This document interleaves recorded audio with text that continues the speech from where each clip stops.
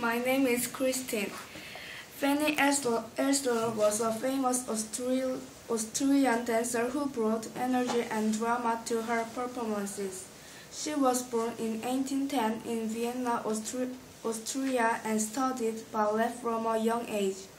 As a child, Elsler appeared with her sister in several ballets at Vienna Krankentheater Theater. When she was a young adult, Elsler became famous worldwide thanks to her energetic spirit on stage and her remarkable pointed work. She made her Paris opera debut in 1834 in Changrali Ballet's La Tempête, a dance version of William Shakespeare's play The Tempest. Before Elsler came along, most ballets was classical ballet, which featured light, graceful dance like that performed by Elsler's greatest rival dancer Marie Degouloux.